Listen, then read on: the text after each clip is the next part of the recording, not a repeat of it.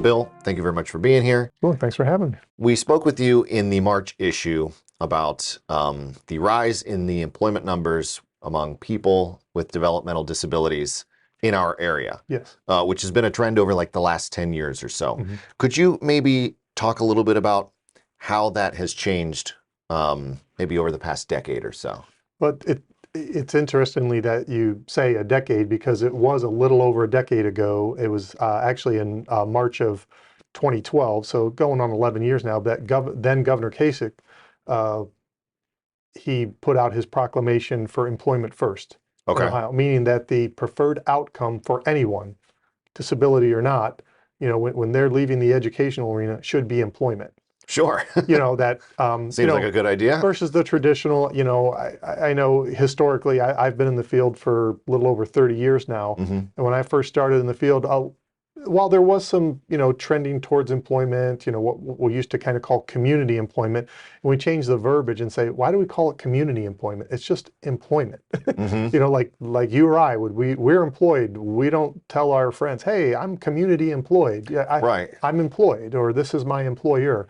So that was kind of the nomenclature at the time. There was the workshop settings, habilitation centers, and then there was like community employment, enclave, integrated employment. So we've really kind of looked at it as a term of just it's employment. Mm-hmm. We're trying to find employment for individuals with developmental disabilities. For us specifically, we have partnerships with OOD, the Opportunities for Ohioans with Disabilities, grant dollars, people that do job coaching, all of those things. But that trend, as you said, in the last 10 years, I think the governor's proclamation of employment first was really kind of an eye-opener for everyone. Like, this is the floor. This isn't the ceiling. Like, this is the minimum that we should be looking at, that employment be the preferred outcome for individuals. And I think because of that, we've invested a lot more resources to get to that end. Mm-hmm. And whatever those means are in a particular region, particular county, that's all based on people's, the economy that's there. If you're in an industrialized or service area, highly populated, versus if you're in a rural community. I speak to some of my peers across the state, and if you're in certain parts of Appalachia, the employment opportunities can be very slim for anyone, let alone someone with a disability. So when you live maybe in an area where you have a city, or again, a larger population area, transportation's a lot easier. Mm-hmm. A lot of individuals we serve may not drive themselves. They rely on mom or dad, brother, sister, public transportation, paid transportation services. And if that ride is only 5 or 10 miles to an employer, it might be doable. If you live in an area where you got to do a 20-mile trip one way and you're reliant upon other people, that can sometimes be a barrier. But again, the state of Ohio, boards of developmental disabilities, we've put resources into those to try and combat those. What kind of steps had to be taken to kind of bridge that gap to make to give these people more of an opportunity to join the workforce? Well, a couple of things. I think also, was there just a little bit of it that was just kind of the perception that was just, this is a totally untapped resource, that we need to do this? Absolutely. I think I'm a firm believer in, a lot of times, word of mouth is the best advertisement. Right. If you're an employer and you just happen to hire someone with a developmental disability, and then you go to a chamber event and somebody says, hey, I'm really struggling with my workforce. I connected with the board of DD. I was able to get 4 employees, and boy, they're showing up to work every day. I don't have absentee issues, I don't have some of these, these other things that go on with employees, and this may be somebody. So sometimes it's by word of mouth. But again, we ourselves, we dedicate staff that'll try to go to business advisory council meetings, chamber of commerce. We have things on our website about life course. And then sometimes families will come to us and say, hey, my son or daughter is graduating from school this year. I have a family friend that owns a business. They want to look, but they might need a job coach. You think you could help? So sometimes it's just organic that way. And other times it is truly from like an open job search that you or I would do.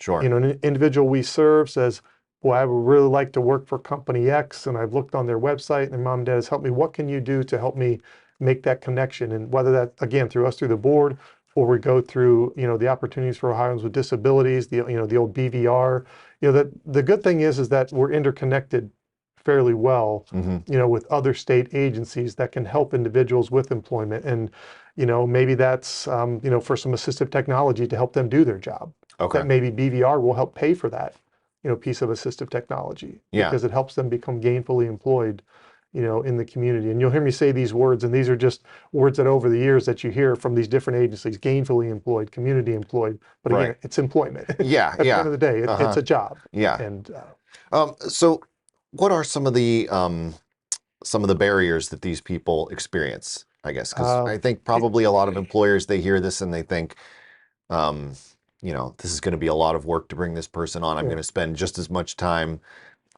teaching them the job or overseeing them as the work that I'm going to get out of them, I guess. What are some of the Sure. barriers and what are they able to do? Well, the first and foremost, as I just discussed earlier, transportation is probably Sure. the biggest barrier. In my entire career and working in adult services, there's so many times that we were right on the cusp of, oh, we've got this job, but we just can't figure out how to get them there. Right. And especially if it doesn't fit in the traditional, 8 to 4, where maybe a coworker would be, hey, I'll be willing to stop by. But oh no, their shift, at maybe Home Depot is 10 to 4. Right. And it's kind of an odd time of the day, and maybe transportation services aren't available. So for the individuals we serve, that's a barrier. Now for employers, yeah, there are some of those concerns. Boy, if there's extra onboarding, how do I do that? And and again, then that's where we can come in as a board of DD, either through like their Medicaid waiver, through county board funds, through OOD, give a job coach that can go there and learn the tasks from the employer. Sure. Let's say a local company hires someone at a grocery store. We want them to stock shelves and to do recycling. And maybe the individual comes in and says, well, I understand how to do these things, but I don't know this part of the job. Well, we can bring a job coach in that'll maybe break it down into tasks for them. Could be picture boards, could be a number of items. Okay. And they'll work alongside that person so that the employer doesn't have to take extra resources to train the person how to do the job.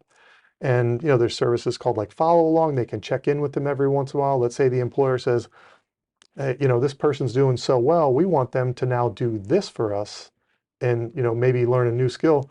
That staff member can come back in again so that the employer doesn't have to put that extra time, especially for smaller businesses, right? I mean, if it's a small town, they maybe have a couple franchises or something, but they're not some large corporation where they have all the resources Right. to put into those types of things.